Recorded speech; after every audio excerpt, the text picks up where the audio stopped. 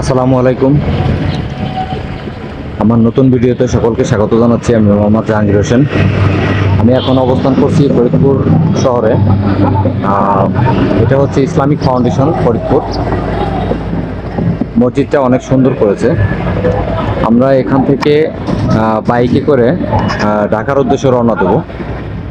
আমি এই প্রথম ফরিদপুর থেকে বাইকে ঢাকা যাচ্ছি। আমার পুরো ভিডিওটা দেখুন, ভিডিও সঙ্গে থাকুন। এটা হচ্ছে জাতির পিতা বঙ্গবন্ধু মেমোরিয়াল কমপ্লেক্স।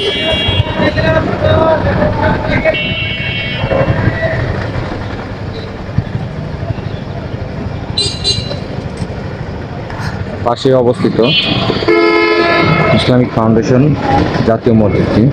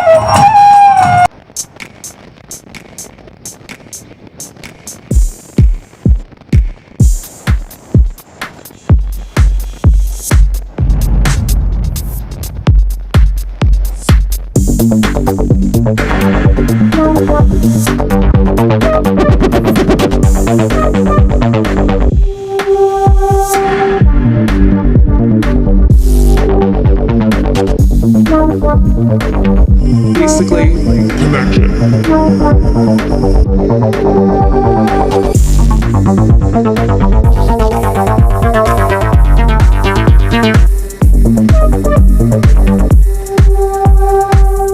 Connection.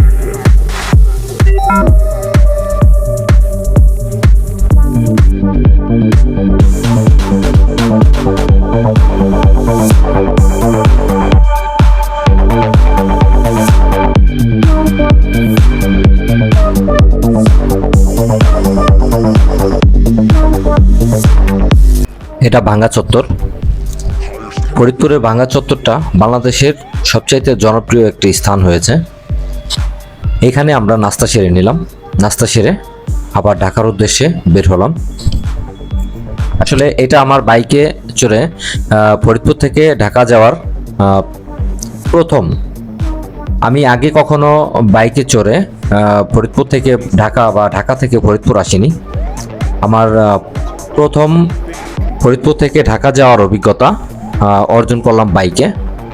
আসলে বাইকে চড়ে থাকাটা অনেক আনন্দের হলেও আসলে যে পিছনে বসে থাকে তার একটু কষ্টই হয় বটে।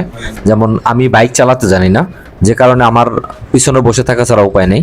আর আমি আপনাদের সাথে এই ভিডিওটা করার উদ্দেশ্য হচ্ছে আমাদের ফরিদপুরের ভাঙ্গা থেকে ঢাকা পর্যন্ত যে 6 লেনের যে হাইওয়ে এক্সপ্রেসটা, আসলে এই এক্সপ্রেস ওয়েটা আসলে আমি বাসে যাতায়াত করলেও এটা আসলে ভিডিও করা হয় না, যে কারণে বাইকে চড়ে এই রাস্তাটা ভিডিও করতে অনেক স্বাচ্ছন্দ্য বোধ করেছি।